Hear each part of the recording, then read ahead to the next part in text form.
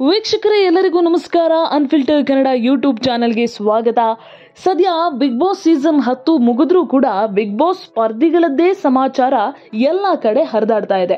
ಸದ್ಯ ನಾನಿವತ್ತು ನಿಮಗೆ ಬಿಗ್ ಬಾಸ್ ನ ಫೈನಲಿಸ್ಟ್ ಆಗಿರುವಂತಹ ವರ್ತೂರ್ ಸಂತೋಷ್ ಅವರ ಬಗ್ಗೆ ಒಂದೊಳ್ಳೆ ಸುದ್ದಿಯನ್ನ ಕೊಡ್ಲಿಕ್ಕೆ ಬಂದಿದ್ದೇನೆ. ಇವತ್ತಿನ ಈ ಎಪಿಸೋಡ್ ನಲ್ಲಿ ನಾನು ನಿಮ್ಗೆ ಆ ಇಂಟ್ರೆಸ್ಟಿಂಗ್ ಸುದ್ದಿಯನ್ನ ಹೇಳ್ತಾ ಹೋಗ್ತೀನಿ. ಹಳ್ಳಿಕಾರ್ ಒಡೆಯ ಹೋದಲ್ಲೆಲ್ಲ ಒಂಥರ ಜಾತ್ರೆನೇ ಆಗ್ತಾ ಇದೆ. ಒಂದು ತುಕಾಲಿ ಒಂದು ಮಾತು ಹೇಳ್ತಾರೆ, ವರ್ತೂರ್ ಅಣ್ಣ ನಿಂತ್ರೆ ಚರಿತ್ರೆ, ಹೊರಟ್ರೆ ಜಾತ್ರೆ ಅಂತ.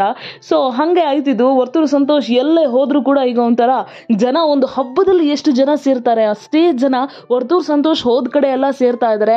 ಅವ್ರು ಹೊಸಕೋಟೆಗೆ ಹೋದಾಗ ಜನ ಸಾಗರ ನೋಡ್ಬೇಕು, ಎಷ್ಟು ಅಭಿಮಾನಿಗಳನ್ನ ಈ ಅಪ್ಪ ಗಳಿಸಿದನಪ್ಪ ಅಂತ ಅನ್ಸುತ್ತೆ.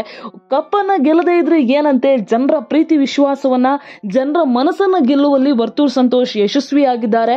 ಹಳ್ಳಿಕಾರ್ ಒಡೆಯ ಈಗ ಇನ್ನೊಂದು ಸಿಹಿ ಸುದ್ದಿ ಸಿಗ್ತಾ ಇದೆ.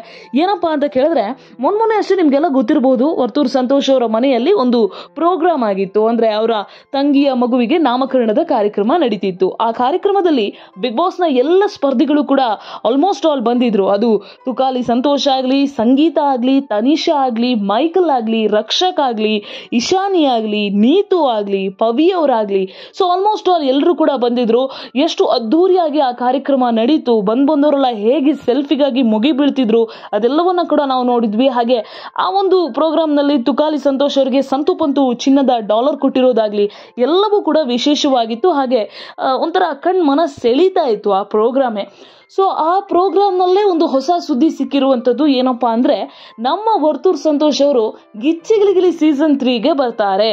ಹೌದು, ವರ್ತೂರ್ ಸಂತೋಷ್ ಅವರ ಈ ಮಾತನ್ನ ಹೇಳಿರುವಂತದ್ದು. ಒಂದ್ ಕಡೆ ಮಾತಾಡುವಾಗ ಹೇಳ್ತಾರೆ, ಗಿಚ್ಚಿಗಿಲಿಗಿಲಿ ತುಕಾಲಿ ಸಂತೋಷ್ ಅವರು ಅದರಲ್ಲಿ ಭಾಗವಹಿಸ್ತಾ ಇದ್ದಾರೆ, ಆಲ್ರೆಡಿ ಒಂದೆರಡು ಶೋ ಕೊಟ್ಟಿದ್ದಾರೆ. ಸೊ ಯಾವ ತರ ಆಗತ್ತೆ ಆ ಪ್ರೋಗ್ರಾಮ್ ಅಂತ ನೋಡೋದಕ್ಕೆ ನಾನು ಬರ್ತೀನಿ ಅಂತ ಹೇಳ್ತಾರೆ.